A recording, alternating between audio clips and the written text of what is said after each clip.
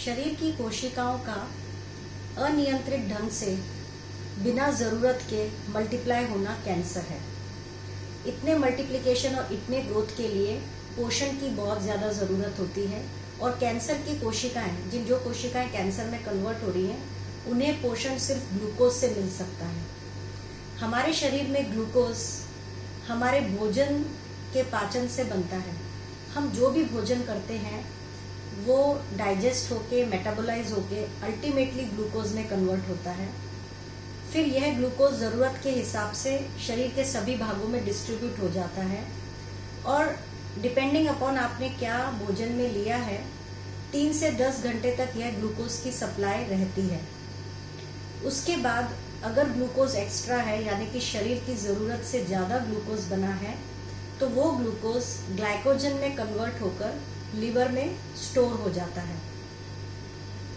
जब हम भूखे रहते हैं या फास्टिंग करते हैं, फास्टिंग मतलब भूखे रहना, तो हम भोजन नहीं करते और ग्लूकोज की यह सप्लाई रुक जाती है। बिना ग्लूकोज की सप्लाई के कैंसर सेल्स ग्रो भी नहीं कर पाते और सेल्स जो कैंसर में कन्वर्ट होकर नया कैंसर बनाना चाहते हैं वो भी जल्दी से कन्वर्ट नहीं हो पाते। ऐसा बहुत सारी रिसर्चेस से पता चला है। जरा सोचिए, हम अगर एक्सरसाइज भी करें तो भी हम ये ग्लूकोज यूज कर रहे हैं। हम जो ग्लूकोज है एक्सरसाइज की एनर्जी के लिए यूज कर रहे हैं, तो शरीर के कैंसर के सेल्स को तो ग्लूकोज नहीं मिलेगा। इस तरह से ग्लूकोज की सप्लाई रोक के हम कैंसर के ग्रोथ को भी कम कर सकते हैं और नया कैंसर बने उसके चांसेस को भी हम कम कर सकते हैं। लेकिन फास्टिंग का मतलब है भूखे रहना, आहार बदलना नहीं। सहगारी भोजन भी डाइजेस्ट होके मेटाबोलाइज होके ग्लूकोज में ही कन्वर्ट होता है। इसलिए आप सिर्फ अन्न छोड़कर साबूदाना या सामक खाएंगे और यह सोचेंगे कि हमने ग्लूकोज की सप्लाई रोक दी, तो वो संभव नहीं है।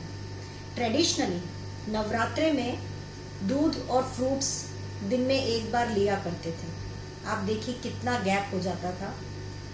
दूध का औचित्य है कि जब हम भूखे रहते हैं तो कुछ एनर्जी जो बाकी शरीर के सेल्स हैं उनको जो लीवर में स्टोर्ड ग्लाइकोजन है वो देता है। उसके बाद फैट बर्न होके भी एनर्जी देता है। जो फैट से बर्न होके कीटोन्स बनते हैं उनको तो कैंसर सेल्स बिल्कुल यूज नहीं कर सकते, मगर शरीर के दूसरे भागों को इन सब से एनर्जी मिलती है और शरीर के काम चलते रहते हैं। जब हम फास्ट करते हैं और यह ग्लूकोज की सप्लाई रुक जाती है तो शरीर के दूसरे भाग तो अपना काम करते रहते हैं, मगर कैंसर्स के सेल्स के लिए तकलीफ हो जाती है और उनकी ग्रोथ रुक जाती है। अभी नई रिसर्चेस के हिसाब से कैंसर के नए ट्रीटमेंट्स में भूखे रहने पे काफ़ी बल दिया गया है और हमारी संस्कृति में, चाहे वो जैन धर्म हो, चाहे वो हिंदू धर्म हो, चाहे वो इस्लाम हो, सभी में फास्टिंग की बहुत इम्पोर्टेंस रही है और फास्टिंग पे काफ़ी जोर दिया गया है। जरा सोचिए, जिस समय फास्ट फूड का जन्म नहीं हुआ था और सिर्फ सात्विक आहार ही था, उस समय भी शरीर को रीबूट करने के लिए, रिजुविनेट करने के लिए हमें फास्टिंग करना पड़ता था। तो आज तो इसकी कितनी ज़्यादा ज़रूरत है।